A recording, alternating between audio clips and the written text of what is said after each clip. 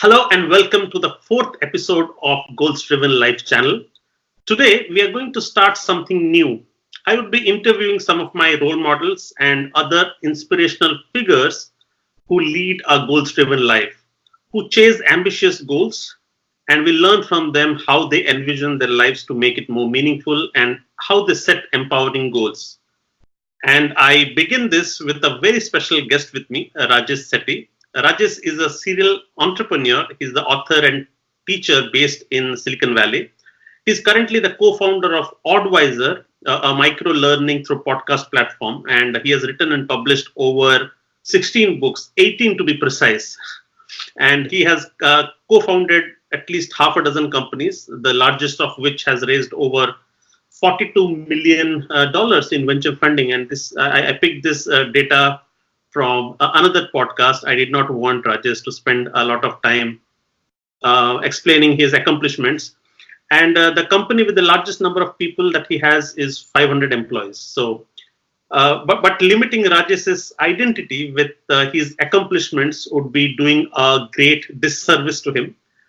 Because he's much more than that. He's a man who stands in stark contrast than the rest of Silicon Valley entrepreneurs and achievers. And that is why the host of Zuckerberg Institute, who interviewed him on a podcast recently, called him otherworldly. And yes, he was interviewed by the Zuckerberg Institute.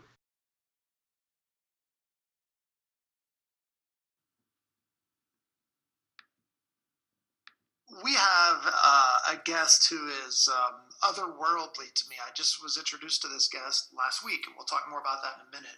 But this is a very special person already. And friends, I wanted to introduce, and I'll tell you quickly about like what his specific bio says that he is. And for that epithet of otherworldly, I can definitely vouch for it.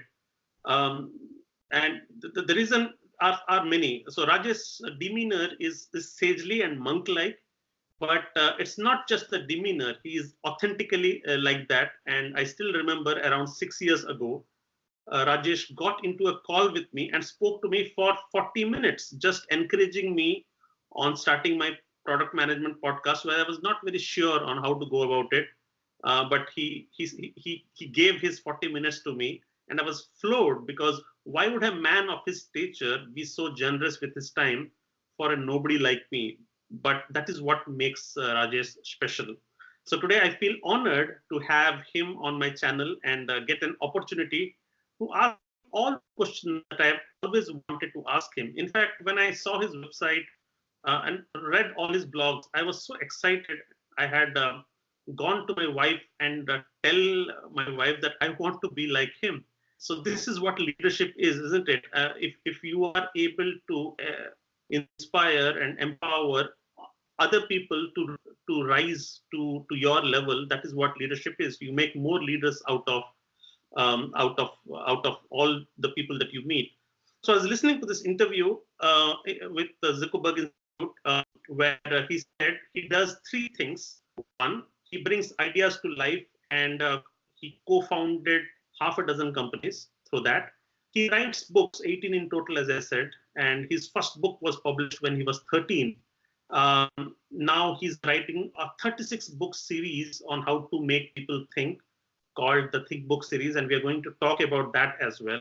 And the third thing that he does is he teaches young first-time entrepreneurs and helps them achieve their goals. And as if that is not enough, he also does a lot of other creative projects, which we again are going to talk about. Now, ever since I met him, I wanted, as I said, I wanted to be like him. So it's a privilege and honor to have him. So let's welcome Rajesh. Hi, Rajesh. Welcome to Goals Driven Life channel. How are you doing today? Namaskaram, Ravi.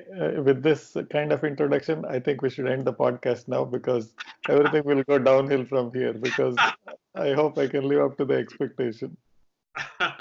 Yeah, that. So I know that's a generosity.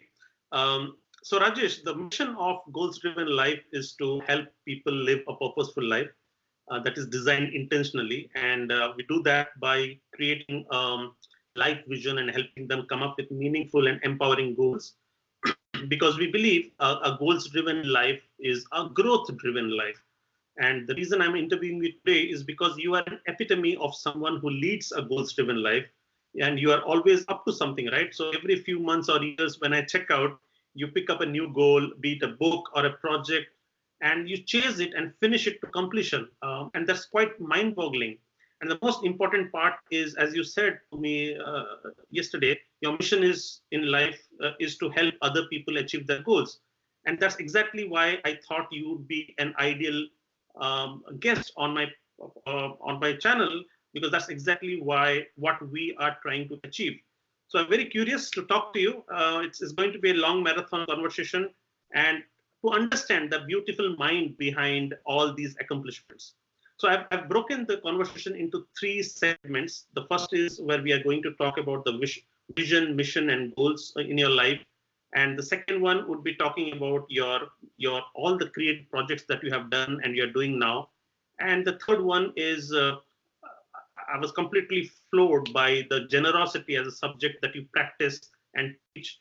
So these are the three areas that we'll be talking about. So let me begin by my first question here, and that is, in your website, you call yourself an entrepreneur, a speaker, author, and an alchemist. Now, what do you mean by an alchemist?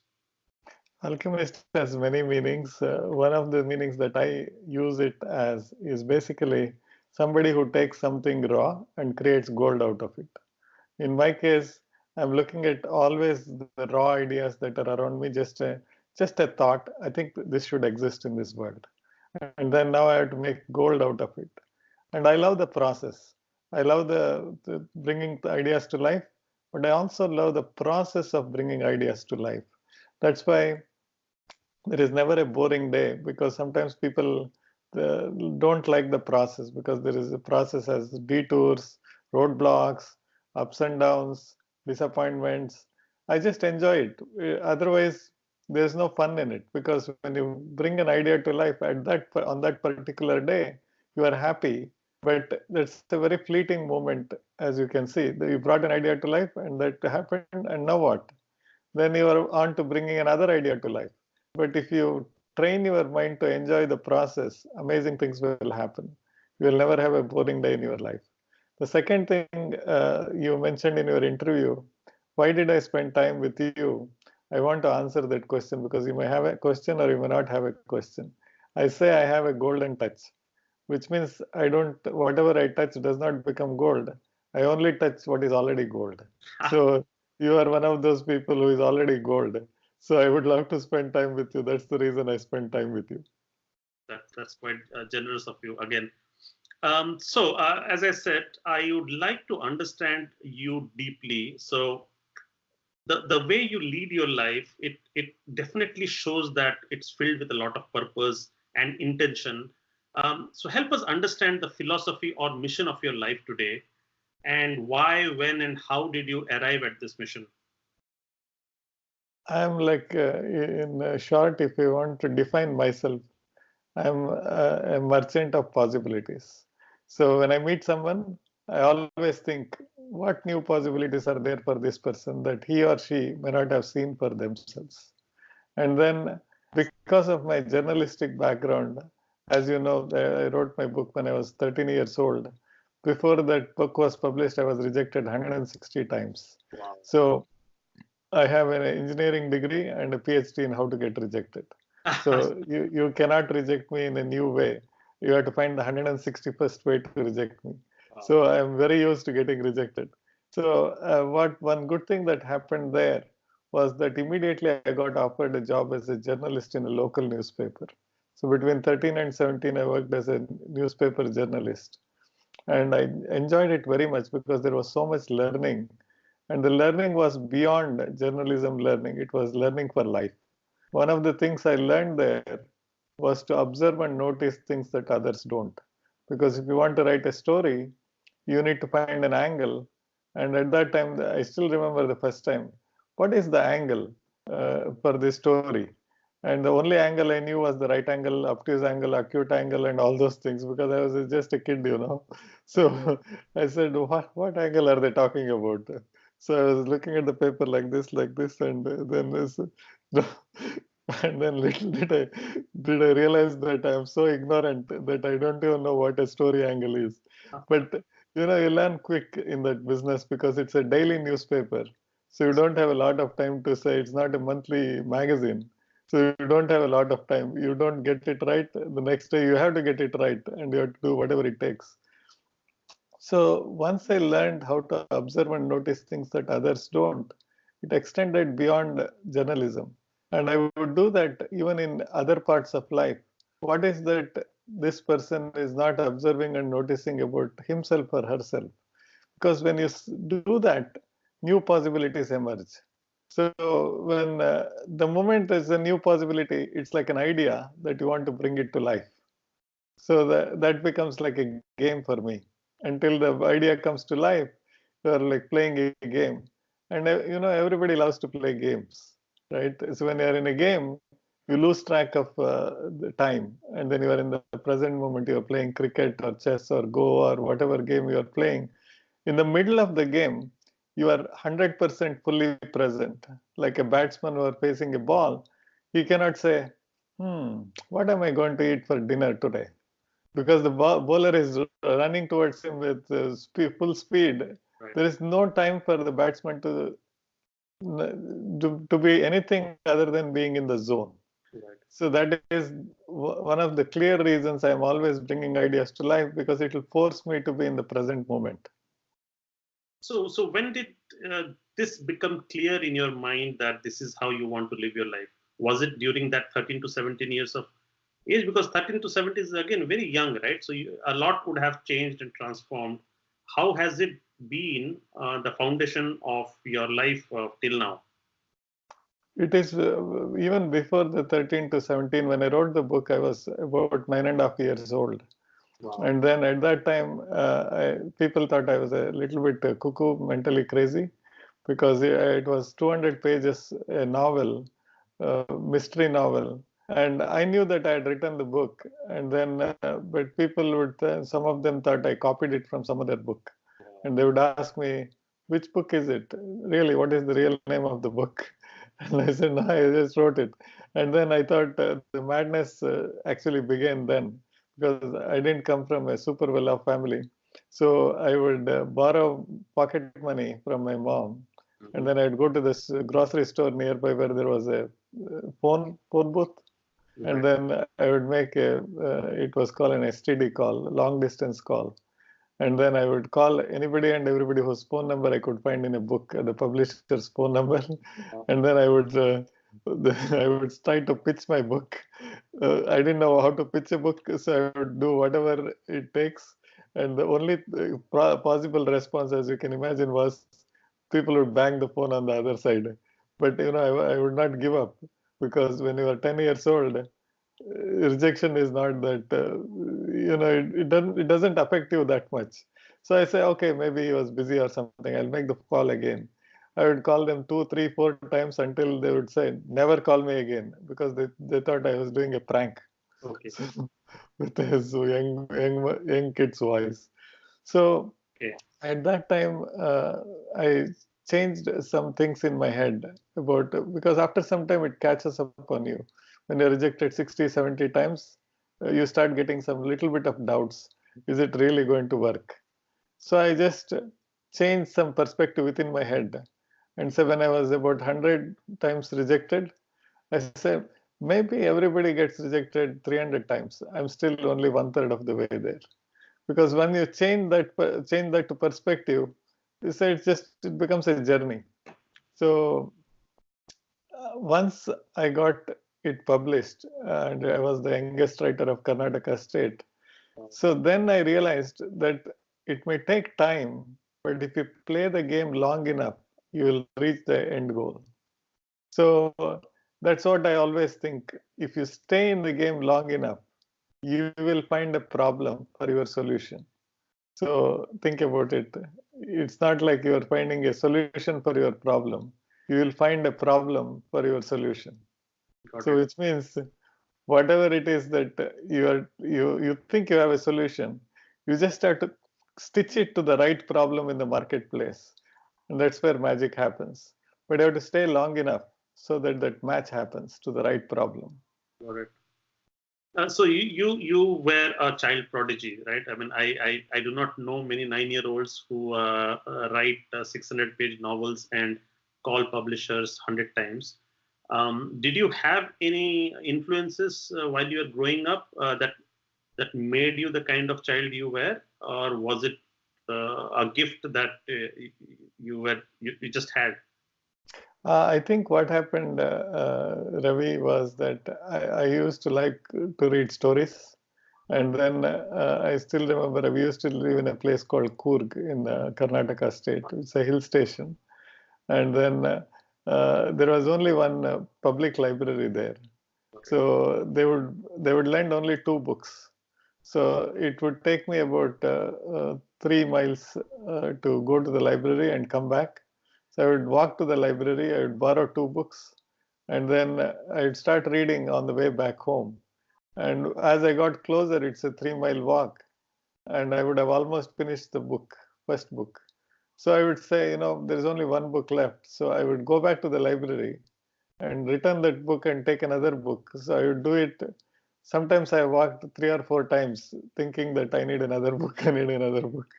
So by the time I was 9, I had read about 700 books. Wow. So, because, you keep doing it almost 1 or 2 books a week.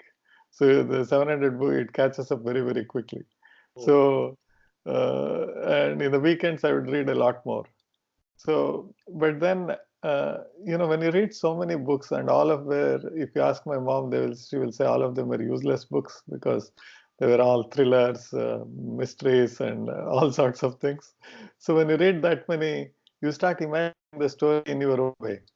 You said this should happen. This is where the treasure should be. This should be the killer, or whatever it is.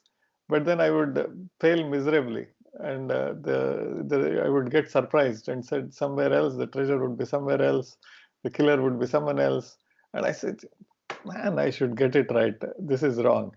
When I was about 9 or 9.5, I said, this is not working. I'm getting this wrong all the time.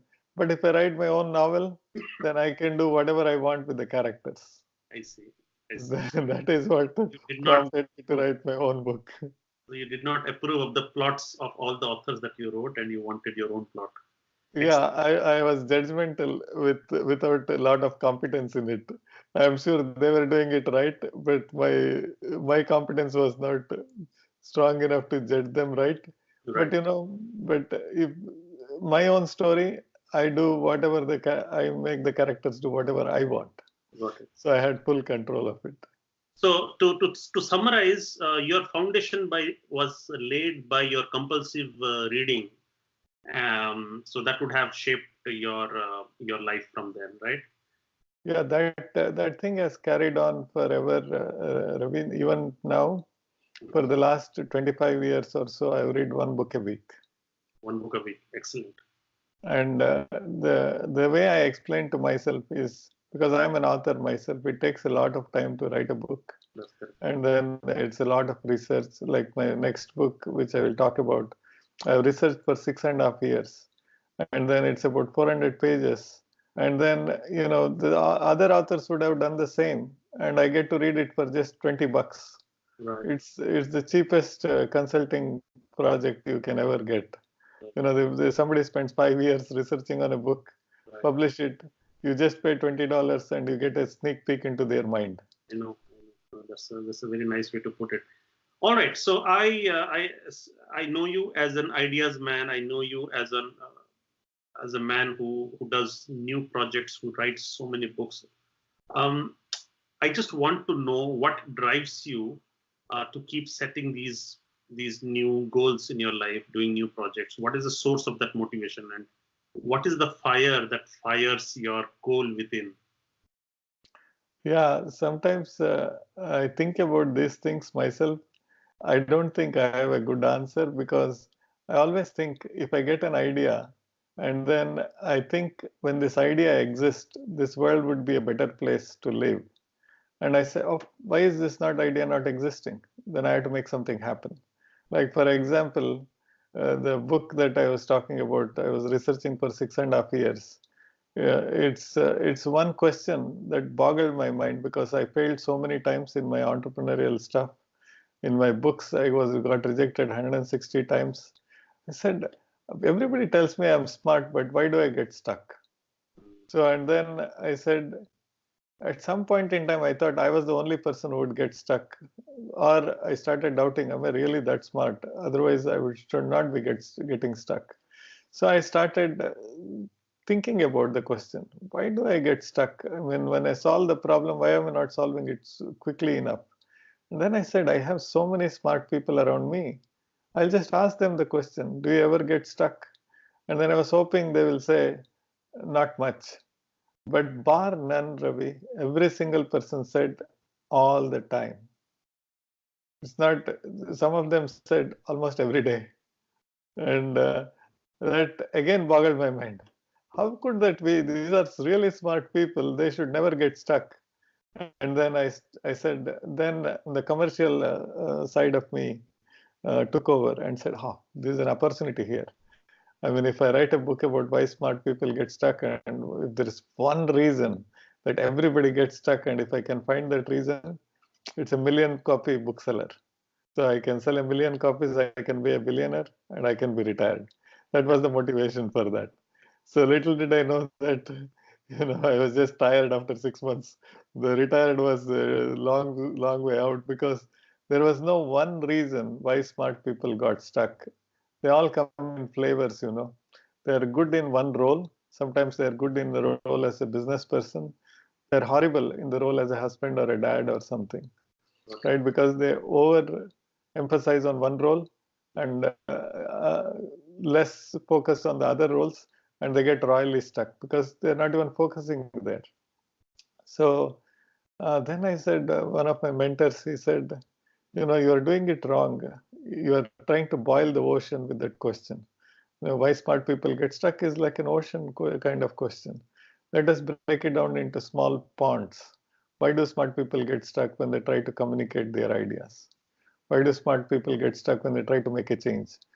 Those kinds of things, suddenly the problem scope becomes smaller, and then the answers were a little bit easier to get.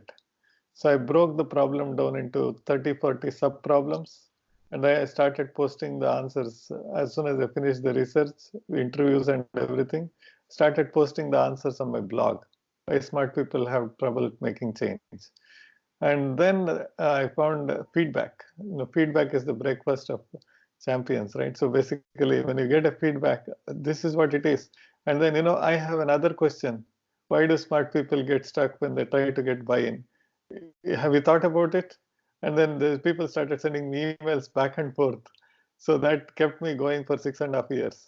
And after some time, the research is not complete yet because I still have questions that are unanswered, but I am done with it because now I'm on another book. So I said I packaged everything into 300 or 400 page book, and it will be called Smart But Stuck. Smart but stuck. So so if I were to summarize the answer to my question on what fires you and what keeps you motivated to chase new goals, the answer is you cannot help yourself. That is how you. Yeah, it's inevitable. It's Because if I see something that should exist but does not exist, and I can actually do it. Let's say the idea is that why don't people go to Mars? I know that should exist, but I cannot do anything about it because I don't have the brain power or I don't have the knowledge. Then I don't worry about it. But there are so many, for every one such idea, Ravi, there are so many ideas that I can actually do something about it. So rather than thinking, oh my God, the Mars idea I can't do anything about, I'll say, within the Earth, there are so many problems to be solved. There are a few things that I can do with my capacity and my network. I will actually do it. Got it. So yeah, so I mean, the circle that I remember is the context that I can remember is the circle of influence and circle of concern. So going to Mars is your circle of concern, but you do not have the influence. So you try to look at ideas that are within your influence, and unlike others who just let the idea pass, you grab onto them and you become restless until you have solved them, right? So that is how you are. That's your DNA. Yeah, everything is right, except, you know me, I'm never restless. You're not I'm restless. just, I'm very happy doing what it is because I have one term, Ravi, it's called the moods. The moods play a significant role, way more important than what people attribute the value and power to it. I have two moods that I am very working on to mastering. The Mhm. first mood is called the mood of acceptance, and the second mood is called the mood of wonder. So there is a statement that I always keep very close to my table. It's called "I am here." Full stop. Where next? Question mark. I am here is a mood of acceptance.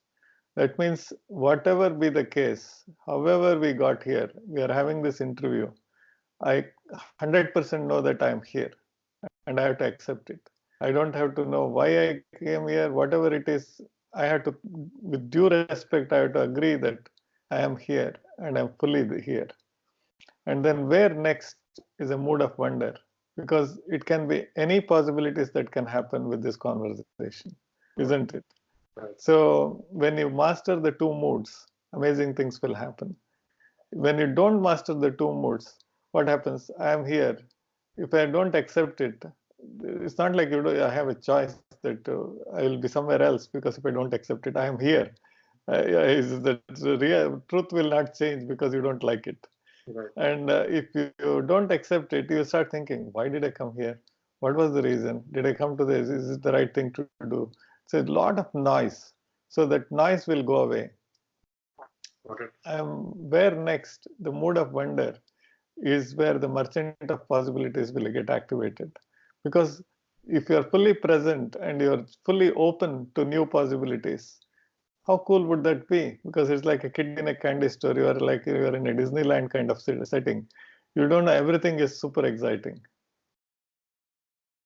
That's a very beautiful thought. I learned something new. Mood of acceptance and mood of wonder, and quite powerful. So since you talked about where next, I'm very curious to know how do successful people plan their lives, right? I have always wanted to know. Do you also plan your life? Because what I see is you let possibilities take charge. But I still want to know: do you plan your life? Do you set goals for what you want to do in the next year, or 3 years, 5 years, or the next 10 years, maybe? Only directionally, Ravi. So basically, I know what direction I want to go, which is to create as much impact to as many people as possible. Now, the how I will do it, the vehicles of that impact, I just leave it to God and then say, I read a book which is one of my most favorite books for a long, long time. It's called Fierce Conversations. So, my friend's her name is Susan Scott. It is the number one book. Is as close to Bhagavad Gita for me. So, the entire book can be summarized in one sentence. Shall I share it with you? Please, yeah. While there is no guarantee that any single conversation can change the trajectory of your life, career, or business, any single conversation can. What is the conversation that has your name on it? When you think about it, let me repeat it once again. While there is no guarantee that any single conversation can change the trajectory of your life, career, or business, any single conversation can. What is the conversation that has your name on it? So if you deeply integrate it into your own life, Ravi, what happens is you know that there is no guarantee any single conversation can change anything. Right. But any single conversation can also change the trajectory of your life, career, or business. Right. So, what is the conversation that has your name on it? That means it could be this conversation, it could be the very next conversation that you will have with the very next guest, or it could be the conversation with your wife. Any conversation can change the trajectory of your life, career, or business. So, what does that put you in the mood of? It puts you, makes you fully present to what you are experiencing right now, because you don't know, this might be the conversation that can change the trajectory of your life, career, or business. I don't set super hard goals, because as long as they're in the right direction, I'm open to possibilities. Because with my, let's say I put a really hard set goal and say this is the path and it'll make an impact to, let's say, 100,000 people, which is the direction in which I am going. But if I am flexible, I might end up meeting with someone that can immediately change the trajectory and maybe make me impact a million people. So I had to be 100% open to it. So that's why all the projects I do, I'll just take it up based on my resources, availability, time, interest, and whether I'll get a kick out of it. Got it. Excellent. Thank you. So since you pick up these ideas and projects, and I have seen you go through it, you execute it, and you carry the discipline to see that it is executed. Can you help us share the process from the idea stage to the goal setting stage to the execution? What is your process? The process is in my mind, it is clear to me, but it is not a structured process. But I will share with you what my process is. Mm-hmm. So first, there has to be some sort of a trigger that this is an idea worth existing, kind of thing. So first step is I have to be convinced that people will benefit out of it. And sometimes I always do very small experiments. So when I was speaking about generosity in companies and everything and conferences, Ravi, what used to happen was I talk about it for half an hour, 1 hour. Nobody would question me anything when I was on the stage. The moment I got off the stage, there would be a series of conversations, especially on one-on-one and in small groups, saying that why whatever I said is not going to work in real life. And that would hurt me a lot, thinking, why is it that people are having a negative opinion about generosity in practice? In theory, nobody had any question. It's like nobody would question it, the moral aspect of it, the ethical aspect of it. But in practice, they were all questioning or second guessing. The reason was they were generous before to someone and they took advantage of them. One or two situations, not all of them. Right. But people remember bad stuff more than the good stuff. Right. The good stuff, they take it for granted. The bad stuff, they will carry it for a very, very long time. Right. So I would ask them, why would you say that? And they would tell stories after stories about, how they helped someone during their engineering days. And then now this person is running a company and he's almost forgotten about this person who helped. I said, what are you expecting to do? The person, you gave him your engineering notes and in return he should give you some stock in his company? Or what are you trying to say? He said, no. In fact, Raj, I have actually forgotten about it. And then I would not leave them hanging. I said, no. I know you want to forget about it, but you are not forgotten because I'm a total stranger to you. You are narrating the story as if it's happened yesterday. So you are definitely not forgotten. But please tell me, what exactly should that person have done so that you don't carry this story for another 10 years? You already carried it for 20 years. Why do you want to carry this burden and package for 10 more years? Then I realized after talking to so many people that what they're missing is a feeling of they mattered in some way to this other person. That's all they're looking. They're looking for an acknowledgement that they too mattered in somebody else's life, which means some expression of gratitude of some kind is what they're looking for. They were not looking for money. They were not looking for a cut. They were not looking for a revenue share. They were not looking anything. It could have been just a letter or an email that would have closed the loop and they would have dropped that baggage. that's when I said, this is happening more and more, and I must have met a few hundred people who are carrying that burden. I should write a book about gratitude in action, not in theory, but in action. So this is what I did. I think you might have seen this book or something. So, can you see it? No, yeah, I can see it, but I do not know of this book. Okay. So this is the gratitude. My friend Marshall Goldsmith wrote the foreword for the book. Marshall Goldsmith. Wow. So then I said, what should we do? Because if I just say the book and people will read it, and most of the time, as you know, Ravi, people read books like an intellectual entertainment, not to take action. I have a question on that one, yes. Yeah, they just want to quote some books and look cool, and in a bar they can have a conversation. Oh, I was reading this book and it's really cool and all those things. But they will not change their life. So I said, I have to make them change. So in the back of the book, I created a bunch of thank you cards. Mm-hmm. So there are 10 of them. It's postcards. Right. So that, and then I never charged for it.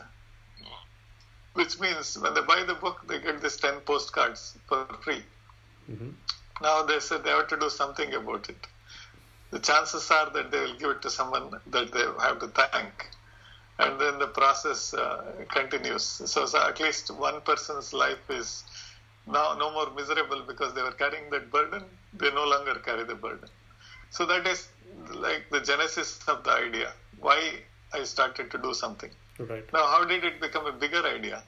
So when people started sending out these cards, I started getting mails and phone calls from people who received those cards and then said, I got this card from a friend. I thought he had forgotten me. It was so good to see it, and the card was really amazing. Thank you so much for creating this card. Now we both are back in touch again. And we are going to do something last weekend we went for a hike. It was all really cool stuff. So I said, this card business has to be taken to the next level. So what I did, I created something called as thoughtful cards. It's a box of thank you cards. And if you see it, the same cards, now there are 101 of them. Wow. With different messages. So if you see, the idea is not like, okay, let's make a plan for bringing a thoughtful cards. I'm very big on seeing the ideas evolve, and I always think that ideas have their own life. Right. And it's like a small child when it is always crying, I need money. And then slowly they grow up and they have their own life. I just like to see how, if they have their own personality, what do they want? What does this idea want from this world? What can this idea give to this world? And then let it blossom in a way that it wants to blossom. My goal becomes like the role of a gardener who will put the manure, bring the sunlight, water, shade, whatever it takes, make it nurture and grow. Excellent. Thank you.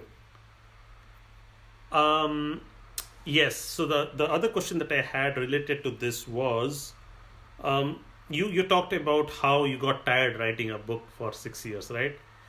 And not many people have that patience for sustaining their drive for long-term projects. What are your ways to deal with it? One of the ways, Ravi, is you should always have outlets to get intermediate wins, small wins along the way. Like, for example, you have a podcast. I have a blog. So when you want to test some idea, you can test it in your podcast. You don't have to wait forever to see the final outcome. So when you get series of small wins, it will give you the energy to keep going. But if it is a really big project and then you will see the light at the end of the tunnel only after 10 years, it requires enormous willpower. And not only enormous willpower to sustain it, enormous willpower, you need to resist the temptation of Netflix, Prime TV and IPL and all those things. There are so many distractions. First of all, you need power to keep going with the idea. Next, you need so much power to resist all the other distractions that are in your life. So, if you can structure a situation where you can get intermediary or small wins along the way, that will keep you going. Got it. So you talked about your childhood influences, right? The books that you read. What happened after 17? Like, what have been your other influences as you grew till today? What were your influences in India or maybe in Silicon Valley? What help us understand what shaped you towards becoming the kind of person that you're today? There are a series of conversations, Ravi, all the time. It was always some conversation with someone. Let me recount one of them. So, when I was running my first company, I started the first company in the year 2000. So, if you remember 2000, you are very young, so I don't know whether you remember 2000. There was a .com crash. Yes, of course. Yeah. So, during 2000, nobody was buying anything from anyone. Right. And like an idiot, myself and 4 other friends, we said, this is the time to start a company. And then not only we started a company at a wrong time, we started a wrong company. So it was called Certified Talent, which is basically, we said this resume business is a little bit scary because people misrepresent themselves. So why don't we add another layer on top of a resume, which will give some color to the real truth of what the resume says. Nice. So it's like a extended resume. And then so people who are interviewing, they also get a expert opinion about what the true strengths are, all those things. Nice. It was a good idea in a bad time because nobody was hiring, everybody was firing. Okay. So we used to go and pitch to companies and then say, if you ever want to hire, you should use resumes from us because it's all enhanced resumes, like right. resume plus. People say, yes, this is what we're looking for. But I don't know when we are going to hire, but give us your card, So we'll just come back to you. And it was going on for months after months after months. We're running out of money. So long story short, we survived because we started doing some projects, IT projects, software development projects, because we had to keep the lights on. And then sooner than later, the certified talent vanished because it never worked because nobody ever hired anybody from anyone.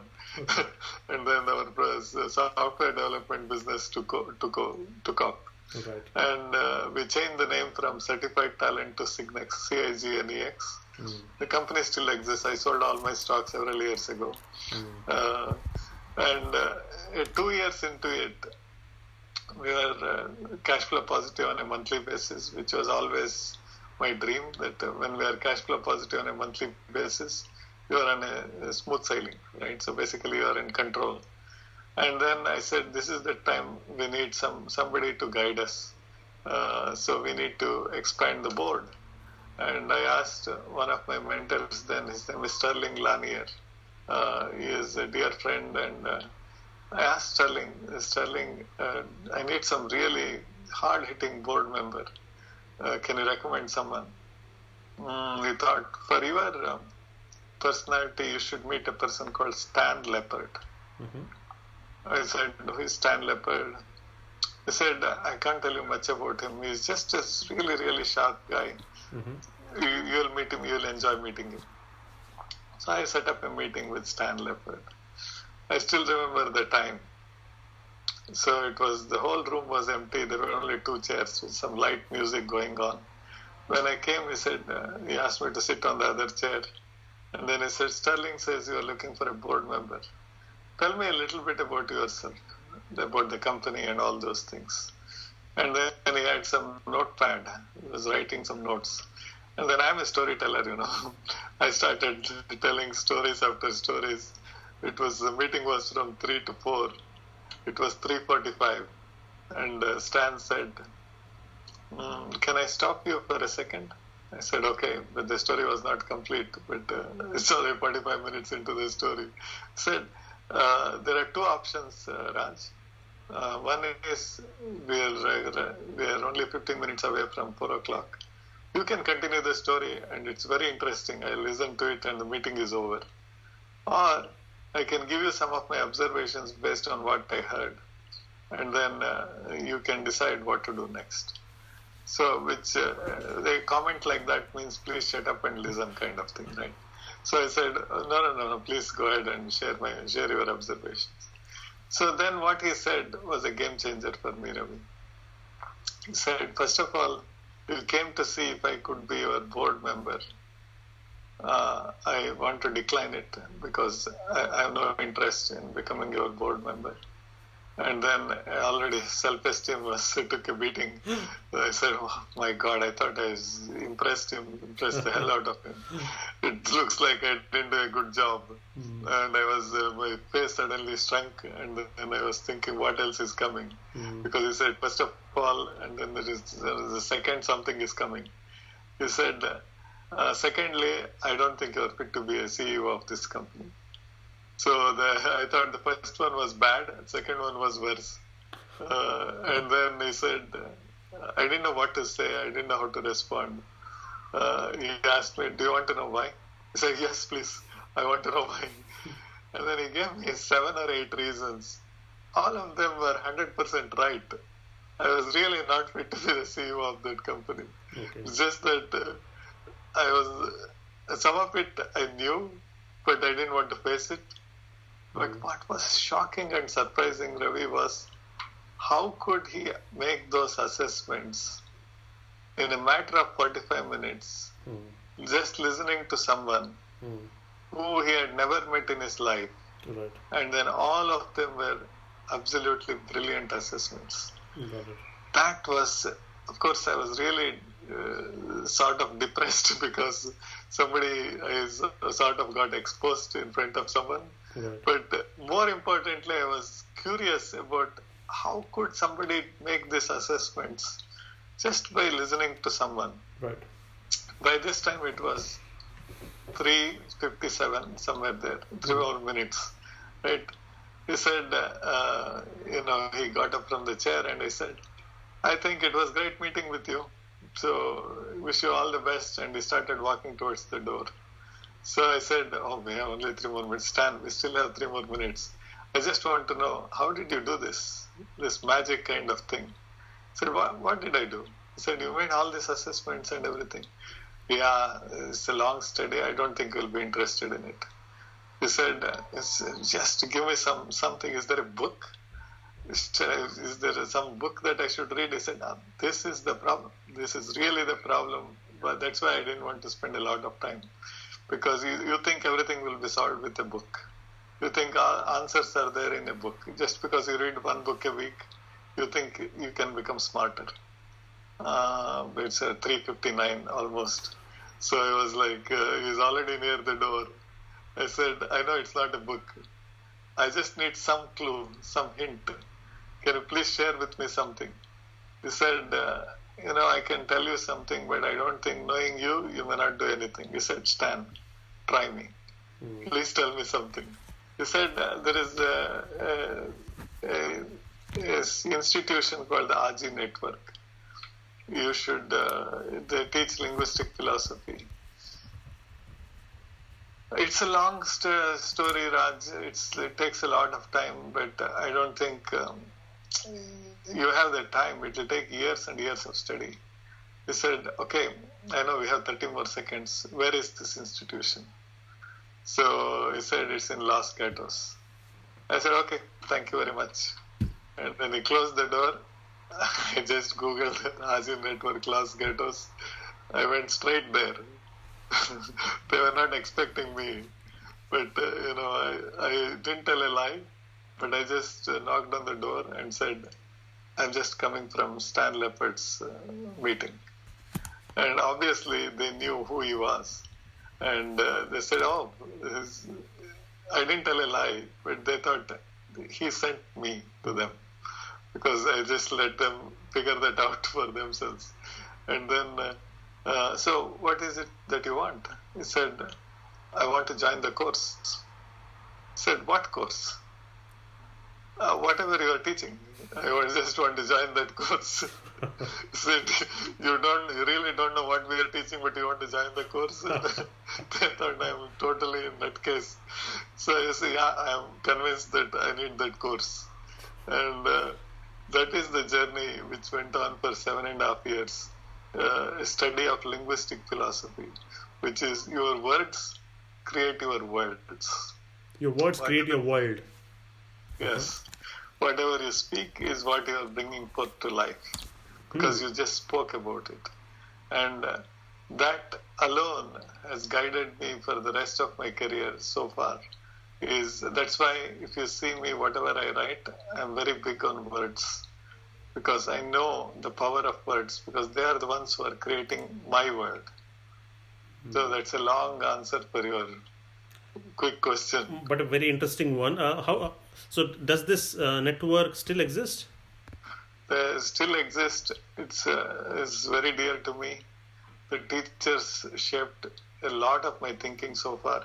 The way I approach business, everything, the way I approach life, everything is based on only one thing. Your words create your words.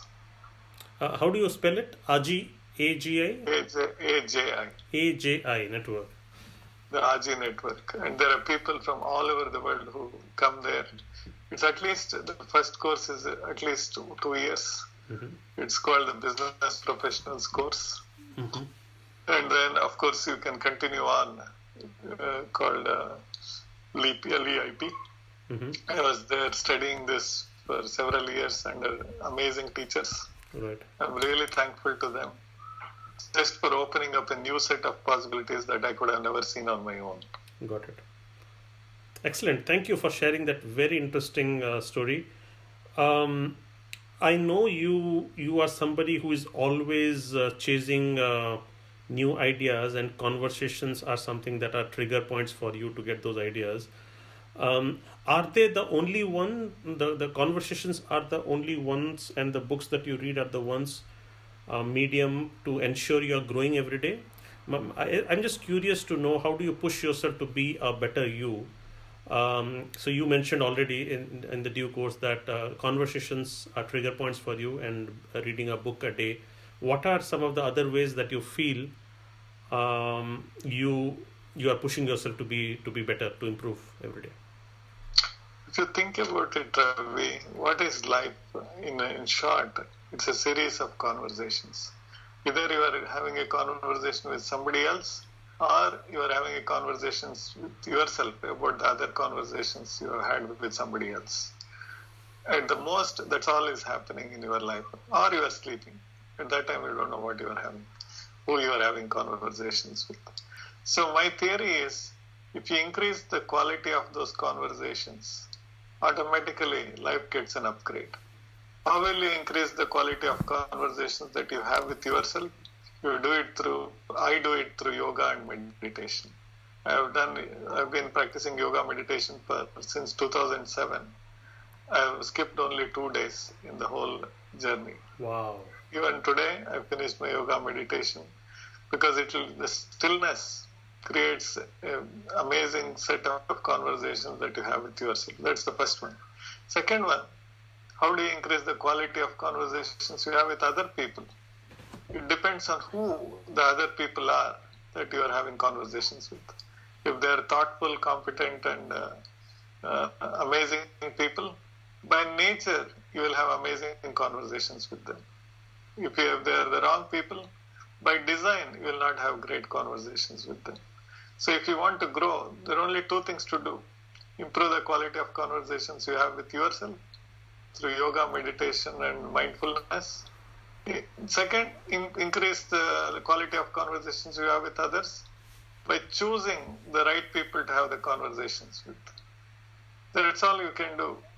And it's so simple. Because it's so simple, it's also so easy to be ignored. That is the problem in whole life. Super amazing things are very simple.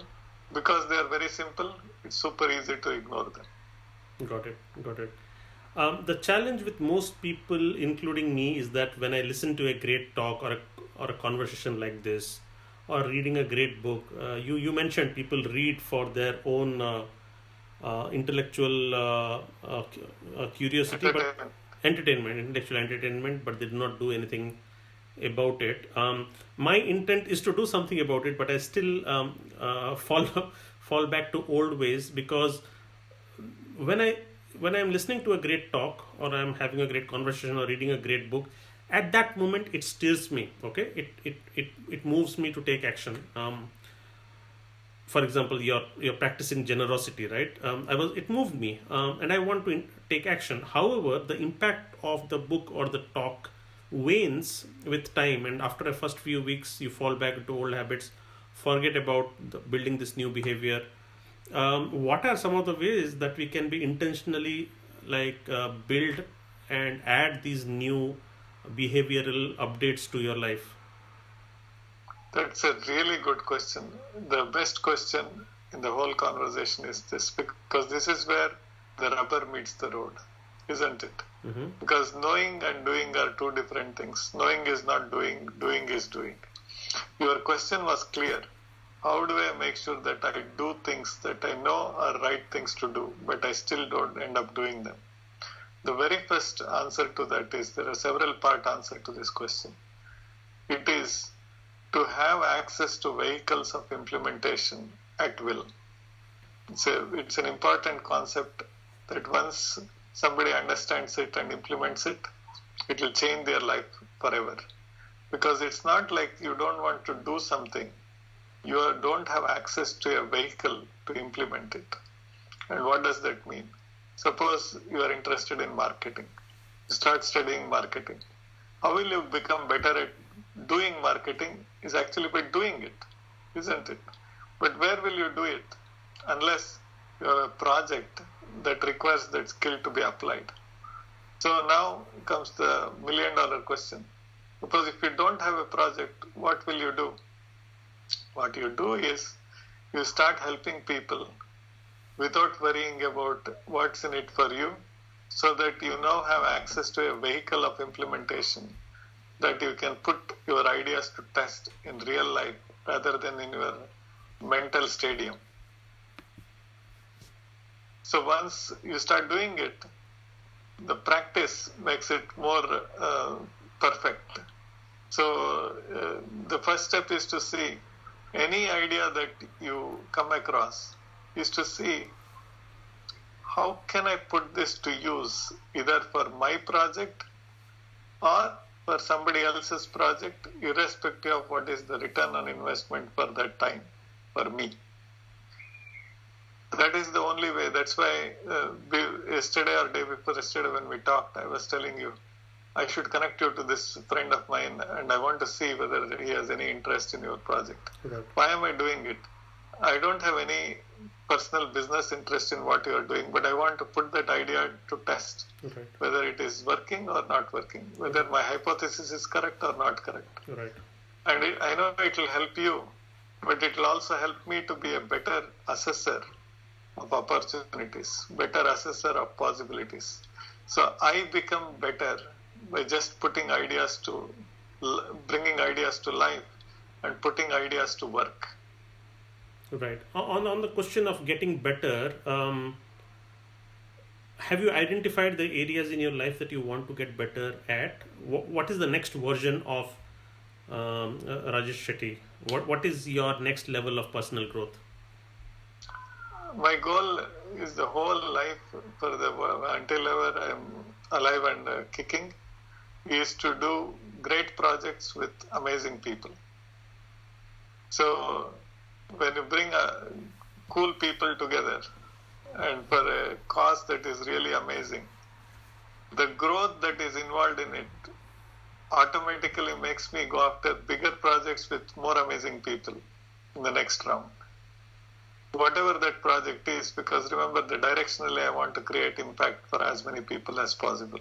Right. So with that direction, it's easy choice to say, is this a yes project or a no project? It's very easy. Got it. Right? So it's glaringly simple. Got Now it. the question is, are these the people that I want to have a very long-term relationship with?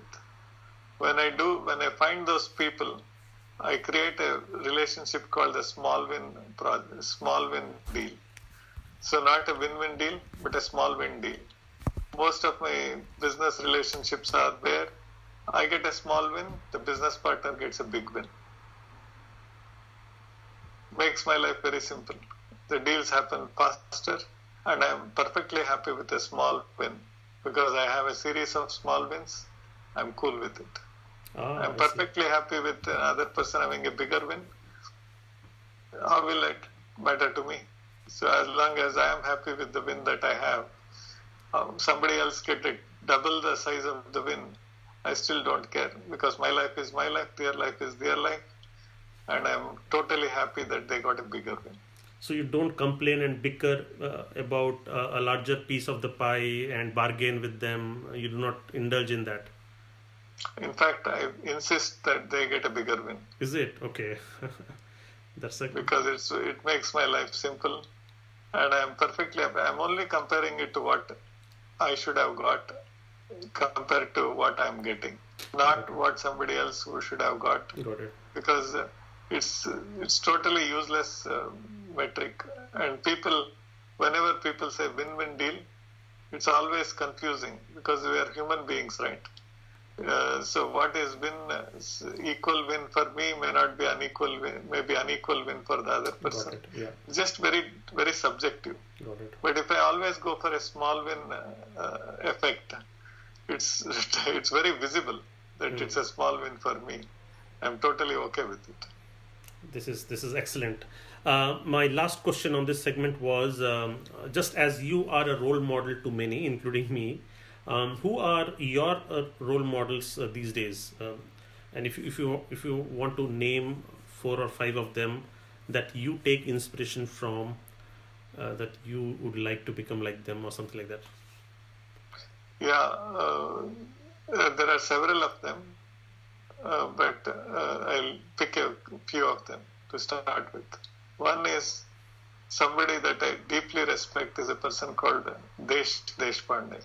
I don't know whether you know him or not. Deshpande Foundation. You had connected Deshpande Foundation to me long back.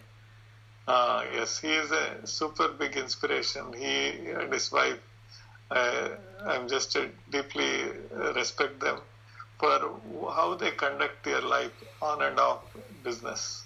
First of all, he is super successful in terms of how he builds businesses, and he has built $3 billion companies.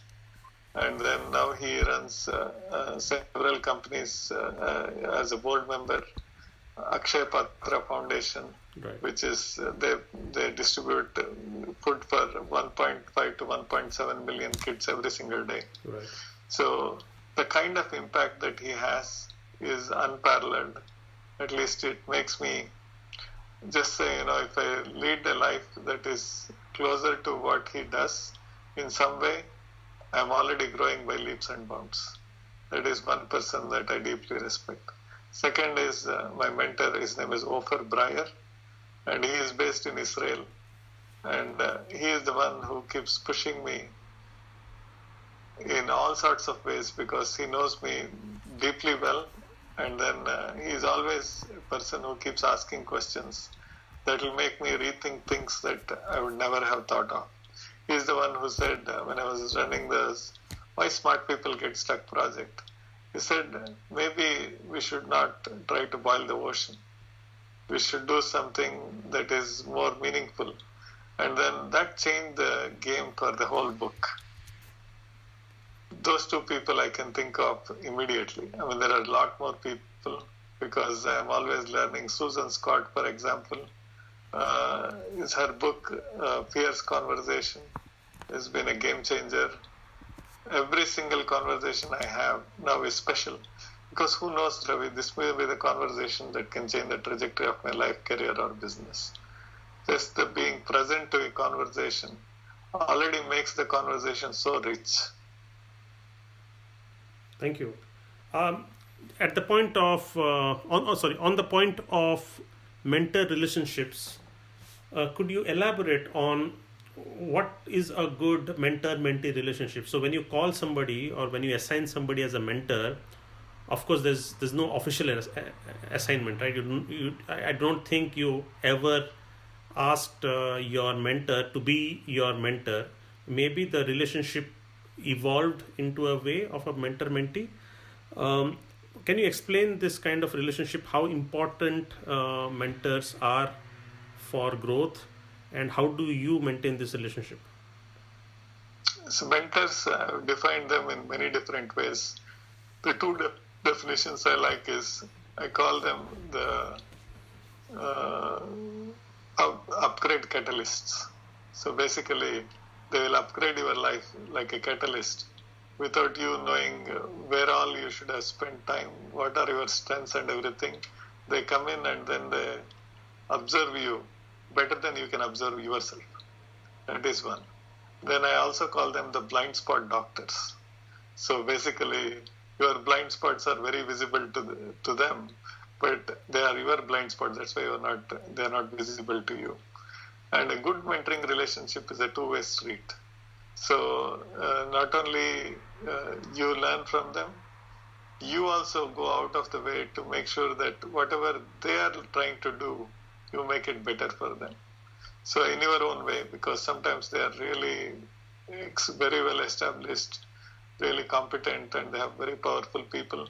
You may not be able to do something for them that they cannot do it themselves. But if you put your creative hat on, you for Desh wanted to do something back. So we created a site called justaskdesh.com. So, and basically it is like a search engine for Desh's insights. And if you want to know what Desh has spoken about entrepreneurship, you type there, and there are video clips of Desh speaking about entrepreneurship or leadership or teamwork or those kinds of things. So you do your best to upgrade their life in whatever little capacity you have, because they for sure are upgrading your life in more ways than you can imagine, trying to do it on your own. Got it. Thank you. And do you set specific rituals to meet or to talk, or is it very organic, as in when you need help? How does this work out? Depending on the need. For example, Ofer and I talk every single week. For example, he is in Israel. This week he is in Toronto, so I may not be able to talk to him. But in general, I talk to him every single week, because one question he might ask might change everything that I am doing about my project. So I would never miss that opportunity. So sometimes there are other people that I talk once in a quarter, but it is sometimes it's regular, sometimes it's not regular. But my whole life is filled with conversations with amazing people, Ravi. So, and the thing with mentorship is, I might be second guessing myself if I ask somebody to be my mentor, because I will be the thought of taking away his time would make me feel guilty. Okay, so I mean, of course, a mentor has to be a few notches ahead of you, right? So he will be more successful, more powerful in his in whatever ways he's operating his life, more influential. And then just to get his time every week, does it also have to be in a way where you also contribute to those conversations, so that it is also rich and valuable for him to spend his time with you? It is very simple. You bring up a very good point. See, mentors also have to pay their bills, isn't it? So my theory is, whenever possible, you compensate them in some way that you can. So that makes life very, very simple. So sometimes, let's say it's an author. You just buy a few hundred copies of their book and distribute them to your friends. So what happens? You spend some money, but for them, you created a bigger impact for them. So there are ways that you can help them either by just paying them for their time or doing something that is very close to their heart. Whatever way possible, you have to be an opportunity for them. But if you are not, immediately you become an opportunity cost for them. There is no middle ground. Got it. Either you are an opportunity or you are an opportunity cost for them. Got it. So you always try to help them out and seek opportunities to help them out, isn't it? Exactly. Because ultimately for everybody that is doing something good, Ravi, what is lacking is enough capacity to do whatever they are trying to do. Sometimes the capacity is lack of time. Sometimes it's lack of money. Sometimes it's lack of connections. Sometimes it's just lack of ideas. So your goal is, how do we add more capacity to help them do the projects that they are doing in some better way? Got it. I would like to go to the last segment on generosity, since we have spoken about some of your projects already. Let me think. But let's go to generosity. So I was floored by your talk in Mind Valley conference on practical generosity quotient, and I have read a few books on generosity, like Go Giver and Givers First Give and stuff like that. But your talk was took generosity at a completely new radical level. So for all our listeners who haven't heard your talk, maybe briefly, do you want to summarize what is the kind of generosity that you practice and preach in your life? Definitely. It is one of my favorite topics. It's also very misunderstood, Ravi, because sometimes people think of generosity as just giving, that just give without thinking kind of thing. And then sometimes they take it to a whole new level as they go to the level of self-sacrifice to be generous. That means they hurt themselves while they're being generous to other people. But there is a method to this madness. So I go back and ask people whenever I'm speaking at a stage or something, I ask people, what is one skill that you should develop that will give you an unbelievably unfair competitive advantage in life? And whenever I ask this question, I get all sorts of answers. It's leadership. It's being proactive. It's teamwork. It's getting things done. It is a strategic mindset. It is your attitude. All sorts of things. All of them are right in their own way. But here is my answer. Your ability to give meaningful gifts at scale at a very low incremental cost to you. That is the skill that will give you an unbelievably unfair competitive advantage. Could you repeat that sentence? Could you repeat that sentence Yes, again? Yeah. definitely. Your ability to give meaningful gifts at scale at a very low incremental cost to you. So now what does that mean? When you give somebody a meaningful gift, see, people are smart. They can give some random gift and say, yeah, I gave a meaningful gift. But I have a litmus test for that. I say, if I ask you, Ravi, do you remember all your school teachers from kindergarten to your graduate or postgraduate school? Your answer will typically be no. Because there is one girl in the Toastmasters conference. I said, yes, I remember everyone. I wrote all the names down. So there are people who are exceptions. But as a rule, mostly nobody remembers all the teachers. Right. But if I say, do you remember some of them? Answer will always be yes. And those some of them will belong to one of the two categories. One, they were really bad. That they took the teaching standards to the new low. Right. That you say, how could this be a teacher? Right. Really funny. It's like a joke. Right. So that's one. And the second one is they were so good, they almost shaped who you are today with their teachings, actions, and their interactions and the experiences they created for you. And those are the teachers you wish, oh my God, I met that teacher in my graduate school.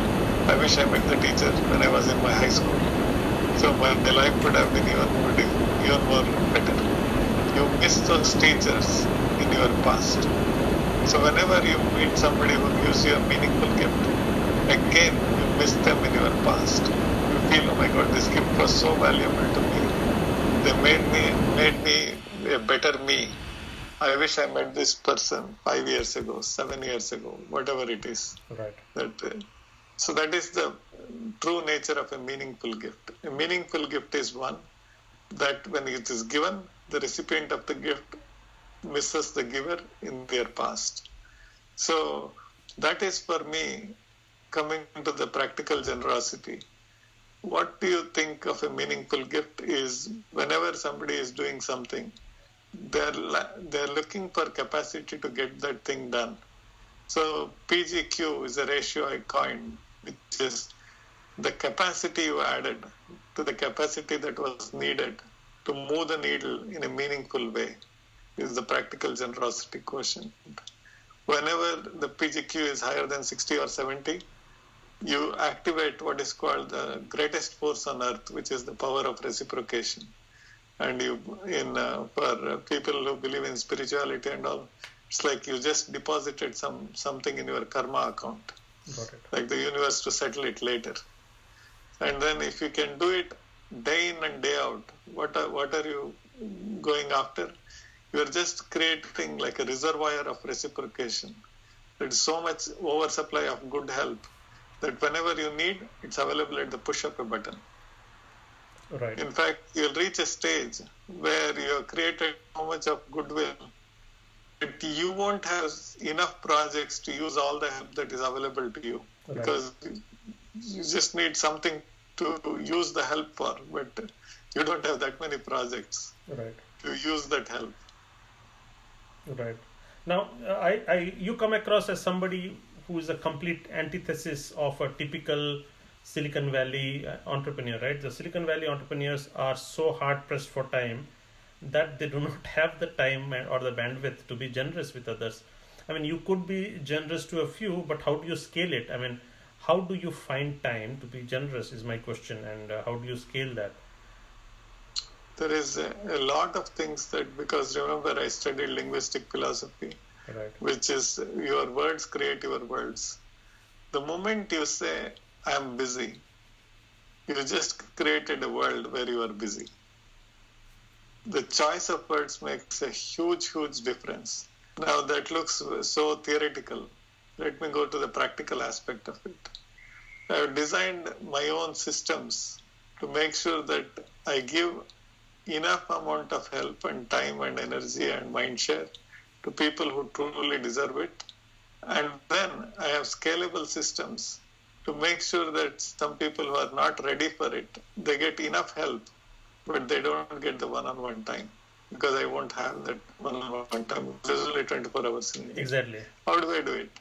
Like, for example, I'll give an example. Because I'm an author, it's easy for many people to say, I would like to discuss a book idea with you.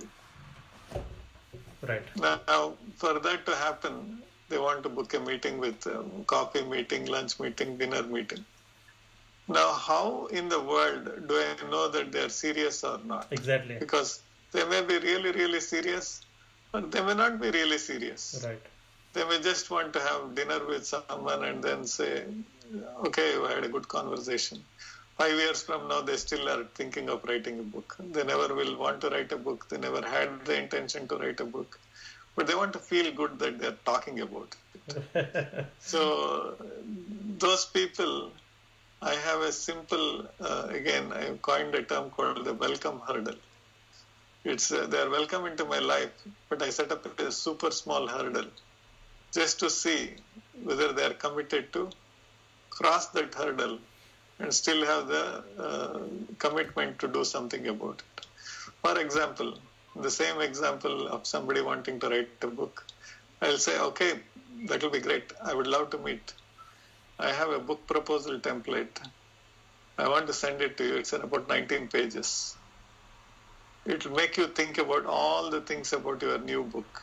Why don't you fill this up and send it to me so that when we meet, we can have a really amazing conversation because I would have thought through everything. You can guess what happens then. That's the filter. 99 out of 100 people, I never hear back from them. Because they were never serious in the first place. But Ravi, what should I do with someone who actually fills that 19-page document? Right. It is my duty and responsibility to carve out some time. If somebody is taking that much time, I know they are very, very serious about it. Got it. Excellent. Great. That was all that I had. Maybe we could take one more question, and this is about the luxury that, like, most of my listeners could be regular professionals who have a full-time job, and they might be inspired by the kind of ideas that you run, the kind of books that you write, but they are hard pressed for time again because they have a full-time job, and they would like to maybe free themselves out of their full-time job and start something of their own. Have you helped people to ever get out of their regular job into entrepreneurial journey? And if yes, how should one plan to get out of that rat race and get into independent life of their own? I'll answer this question in a loaded way. So that way, I'll also demonstrate some things that will cover as bonus answers for your previous questions. Mm-hmm. So first one is, I have a book called Setup to Startup. So setuptostartup.com. That's the website. And then it's a book about 370 pages.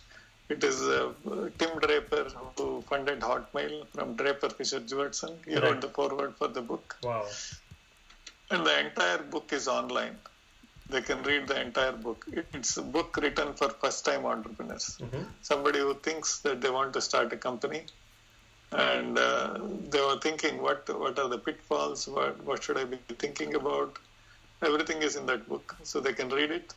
And it's a true gift, meaning that I won't ask for their email address. There is no registration, there is no gating system. They just go to the site and then start reading, completely free. That is the first one.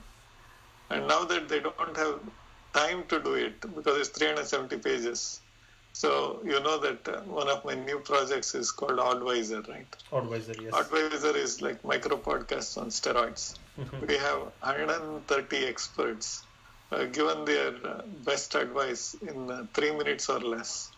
So that's audvisor.com. Right. It's I would say it's designed for lazy people or busy people or lazy people who think they are busy people.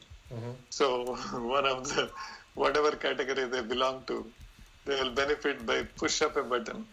There is enough people who are giving insights. For example, Seth Godin talks about marketing. I see. Tom Peters talks about leadership. Nice. Tom Chi, the creator of Google Glass, talks about innovation. Sunil Gavaskar talks about winning the game. Nice. So, all sorts of people. So, my theory, Ravi, is that whenever somebody wants to make a switch from being an employee to an entrepreneur, it's like learning a new game, you see. Right. Because they were playing chess, now they want to play cricket or football.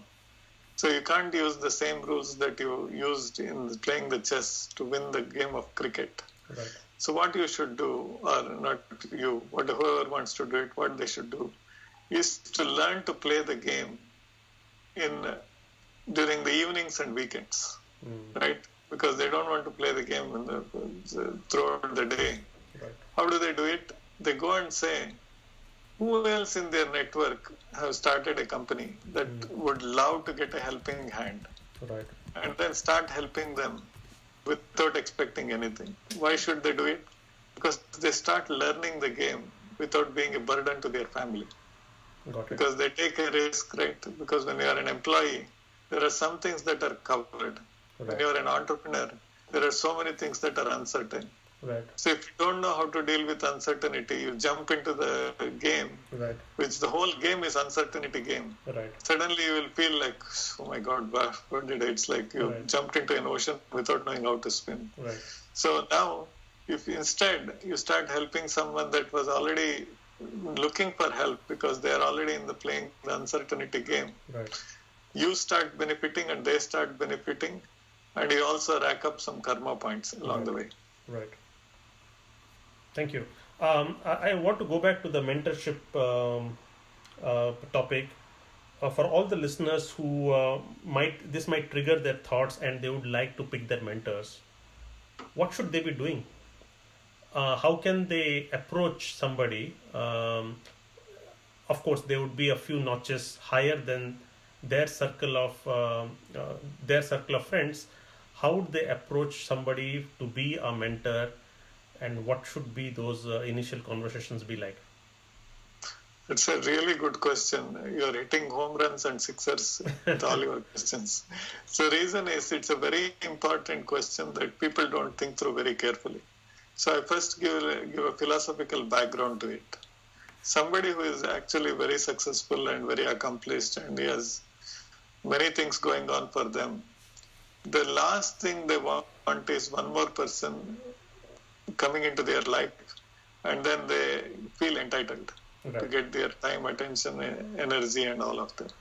Because if you think about it, so many other people are also already doing it. You are in the race with other people who are trying to get something from them. Right. That's why I teach a course called the Right Hustle, which is basically you hustle to give rather than to get. Got it. So in the same conversation, same approach works for the finding a mentor also. Right. You start looking at people that you finally want them to be your mentors, and then you say, what is the biggest concern? What are the biggest opportunities? What are the biggest causes they are supporting? What are the biggest projects they are going on with them? And then you start hustling to give to them. Got it.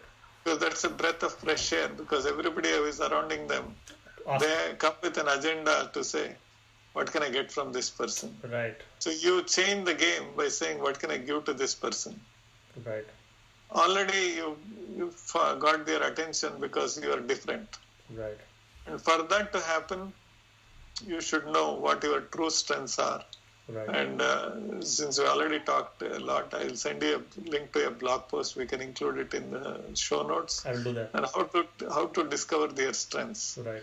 Once they discover their strengths, you start hustling to put that strengths into action for the benefit of the person with whom you want to build a relationship with. Right. Along the way, in 3 months, 6 months from now, there will be a question that will be popped to you by the potential mentor.